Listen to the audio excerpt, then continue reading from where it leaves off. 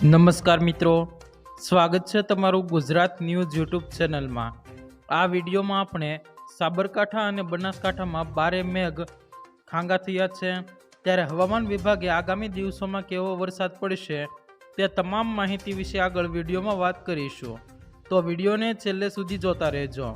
તે પહેલાં જો તમે અમારી ચેનલમાં નવા છો તો નીચે લાલ કલરનું સબસ્ક્રાઇબ બટન આપેલું છે, તેને દબાવી બાજુમાં રહેલા ઘંટડી બટનને પણ દબાવી દેજો, જેથી અમારા આવનારા તમામ વિડીયોની માહિતી તમને મળતી રહે।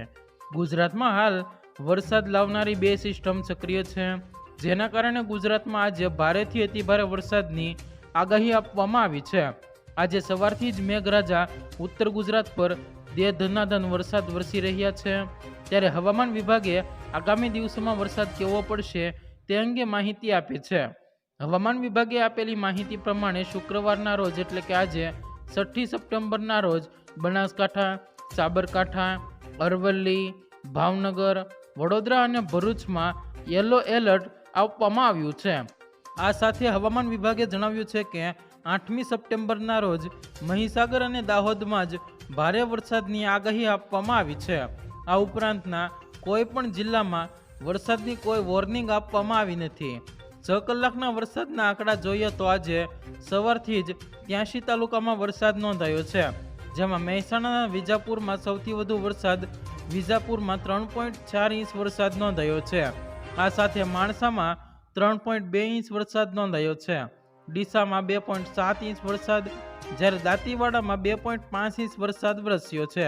પ્રાંતિજ અને મહેસાણામાં 2.4 ઇંચ વરસાદ નોંધાયો છે। આ સાથે 15 તાલુકા એવા છે જ્યાં 1 ઇંચથી વધુ વરસાદ નોંધાયો છે। છેલ્લા ઘણા દિવસથી રાજ્યમાં ભારે વરસાદ વરસી રહ્યો છે, ત્યારે હવામાન વિભાગ દ્વારા વરસાદને લઈને વધુ એક આગાહી કરવામાં આવી છે, જેમાં હવામાન વિભાગે આગામી 7 દિવસોમાં વરસાદ થવાની આગાહી કરી છે। હવામાન વિભાગના ડાયરેક્ટર ડોક્ટર AK દાસના જણાવ્યા અનુસાર રાજ્યમાં 2 દિવસ વરસાદની સિસ્ટમ સાયક્લોનિક સર્ક્યુલેશન અને પ્રી મોન્સૂન એક્ટિવિટી સક્રિય હોવાથી વરસાદની આગાહી જોવા રહેલી છે, જેમાં રાજ્યના વિવિધ જિલ્લાઓમાં આગામી 7 દિવસમાં હળવાથી લઈને ભારે વરસાદની શક્યતાઓ વ્યક્ત કરવામાં આવી છે। બીજી તરફ આવતીકાલે બનાસકાંઠા, સાબરકાંઠા, અરવલ્લીમાં વરસાદને લઈને યલો એલર્ટ જાહેર કરવામાં આવ્યું છે, તથા ભાવનગર, વડોદરા અને ભરૂચમાં પણ વરસાદને લઈને યલો એલર્ટ આપવામાં આવ્યું છે। આ ઉપરાંત અમદાવાદ જિલ્લામાં પણ હળવો વરસાદ થવાની આગાહી કરવામાં આવી છે।